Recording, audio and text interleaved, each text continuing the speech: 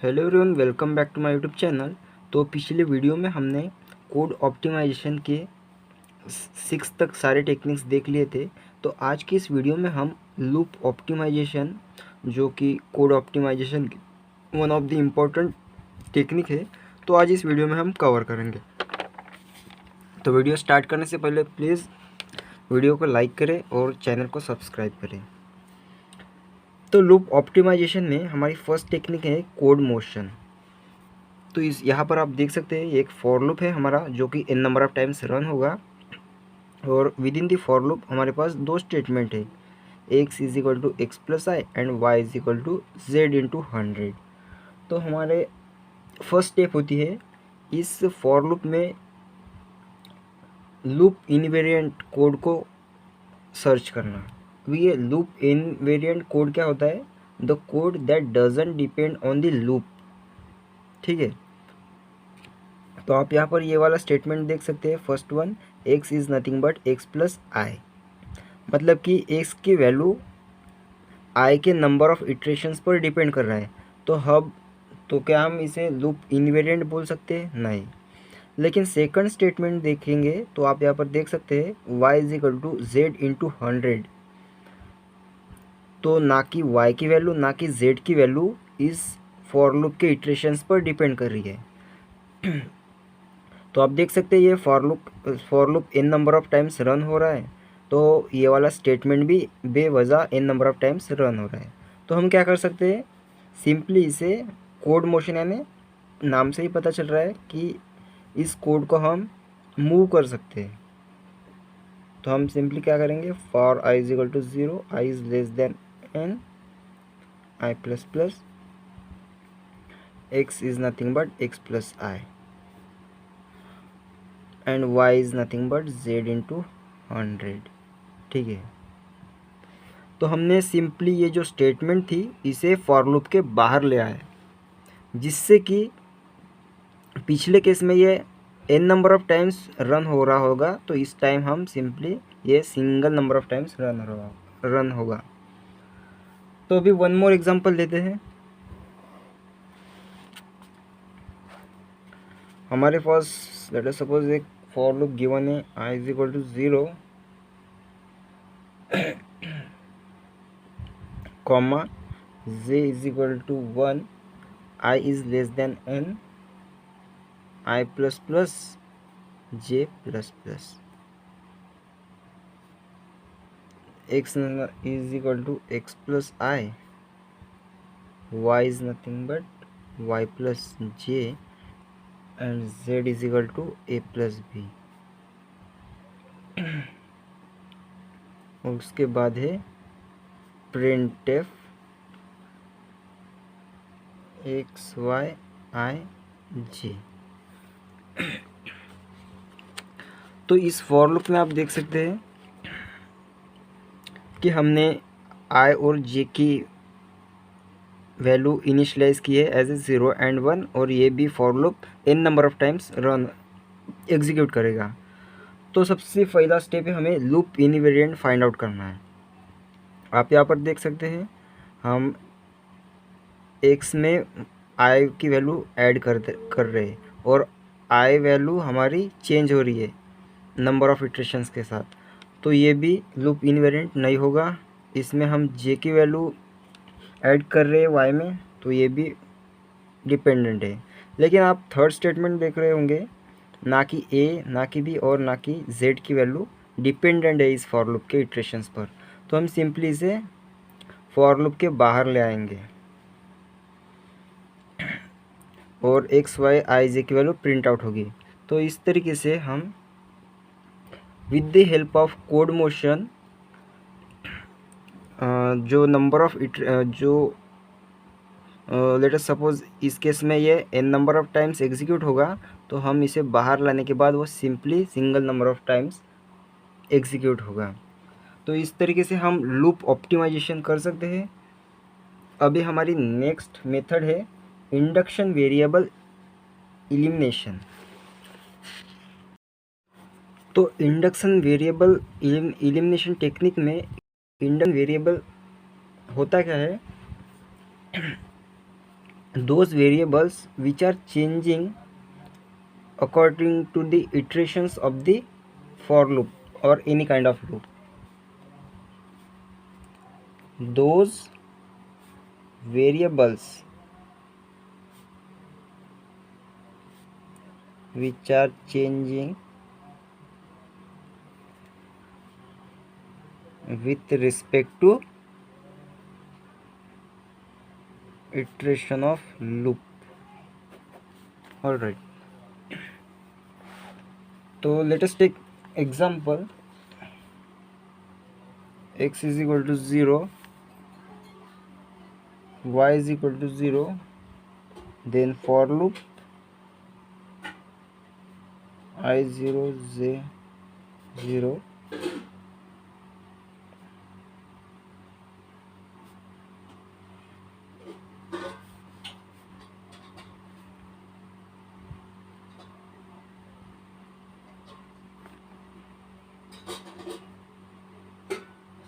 y plus j, and then printf x plus y.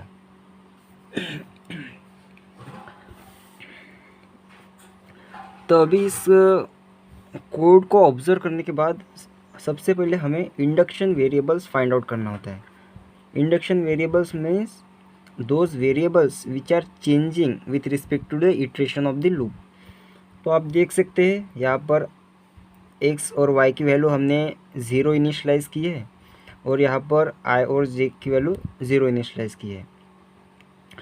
तो with in this for loop i और j की value तो change हो रही है, मतलब कि कंडीशन चेक करने के बाद, ये एग्जीक्यूशन के बाद हम i की वैल्यू इंक्रीमेंट कर रहे हैं और j की वैल्यू इंक्रीमेंट कर रहे हैं.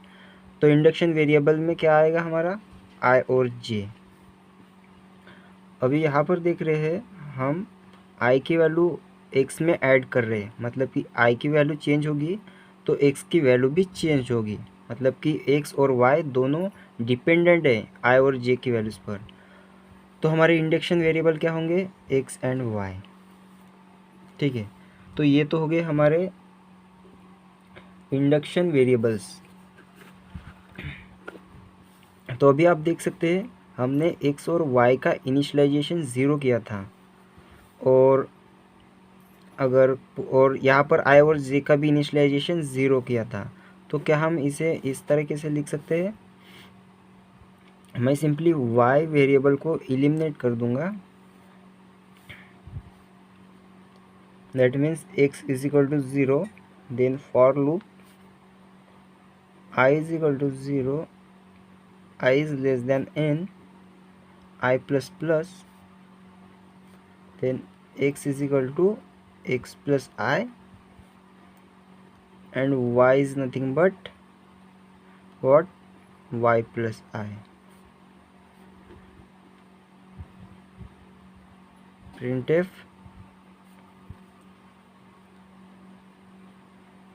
x plus y.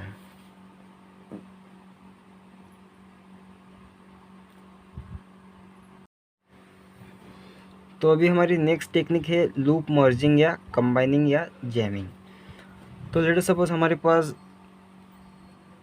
ये कोड है जिसमें कि 2 नंबर ऑफ फॉर लूप्स है. First for loop eyes n number of times execute होगा और सेकंड वाला भी n number of times execute होगा. तो हम क्या कर सकते हैं, दोनों लूप्स को कंबाइन कर सकते हैं.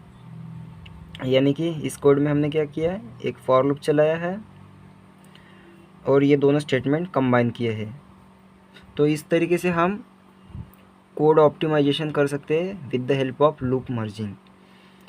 तो फर्स्ट लूप देखिए, सबसे पहले हमने इनिशियलाइज किया है, then condition check, and then ये जो भी स्टेटमेंट होगा उसको एग्जीक्यूट करेंगे. तो उस केस में ये तो हो गया हमारा 3n. और आफ्टर इंक्रीमेंटेशन क्या होगा, फिर से हम एक बार इंक्रीमेंट करेंगे और देन कंडीशन चेक करेंगे. तो ये हो गया हमारा 2. तो इस लूप फॉर लूप के लिए हमको ये 3n+2 टाइम्स होगा और ये वाला भी 3n+2 टाइम्स होगा. तो इन दोनों को अगर सपोज़ हमने ऐड किया तो 3n+4 नंबर ऑफ टाइम्स ये एंटायर कोड एग्जीक्यूट होगा. लेकिन इस केस में देखिए सबसे पहले तो इनिशियलाइजेशन, फिर कंडीशन चेक, और उसके बाद ये दोनों स्टेटमेंट। तो क्या होगा हमारा, तो इस केस में हमारा होगा ये 4n, first second third fourth, क्योंकि यहाँ पर दोनों स्टेटमेंट है। देन हम इंक्रीमेंट करेंगे और कंडीशन चेक करेंगे, तो टोटल हो जाएगा हमारा 4n+2।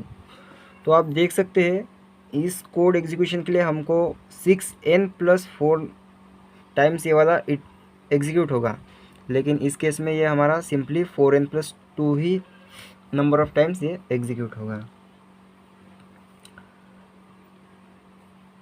फिर से एक और एग्जांपल लेते हैं।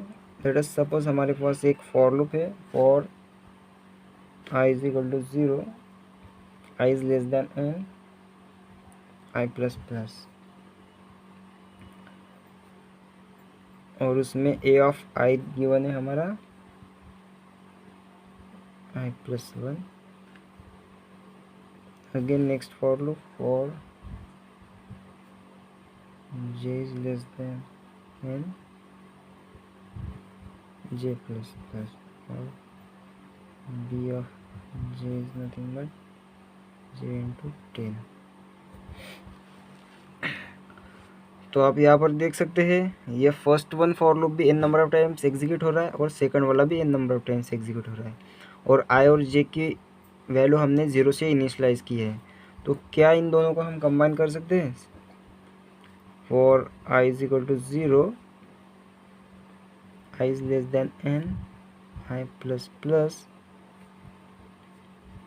a of i is nothing but i+1, and b of i is also i into 10। तो इस तरीके से हम with the help of loop merging code को ऑप्टिमाइज़ किया जा सकता है। अभी हमारी लास्ट टेक्निक है जो कि है हमारी loop अनरोलिंग।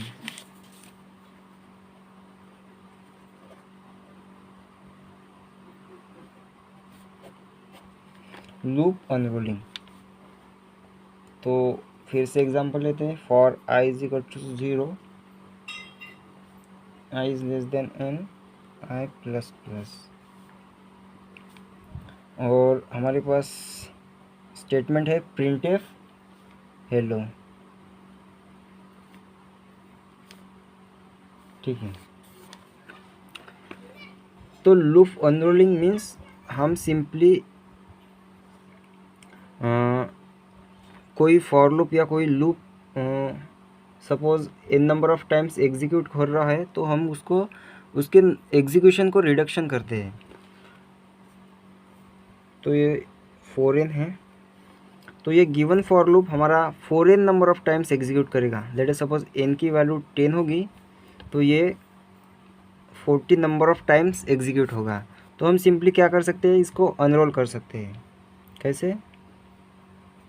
For i is equal to 0, i is less than twice n, i plus plus, printf hello.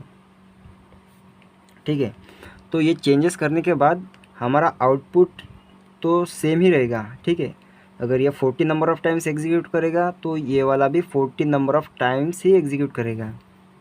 इसमें और एक स्टेटमेंट होना चाहिए, दैट इज़ हेलो। हाँ, अब बराबर है। ठीक है, तो हमने सिंपली क्या किया है, इसको number of executions, number of times execution, इस फॉर लूप को हमने रिडक्शन किया है फ्रॉम 4n से 2n तक।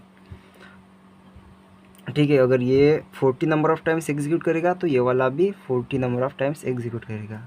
अगर फिर से हम इसे अनरोल करें तो क्या हो सकता है? For i is equal to 0, i is less than n, i plus plus. तो इस केस में हमें ये नंबर ऑफ स्टेटमेंट्स है इनको बढ़ाना पड़ेगा, तो ये 4 टाइम्स हो जाएगा। printf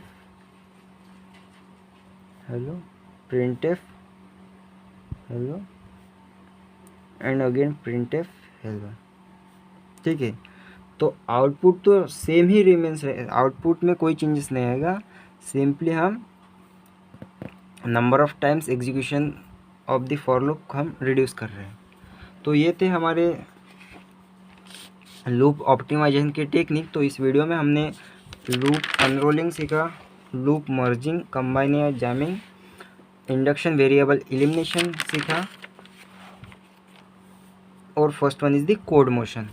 तो फ्रेंड्स, अगर वीडियो आपको अच्छा लगा तो प्लीज़ लाइक करें और सब्सक्राइब करना ना भूलें।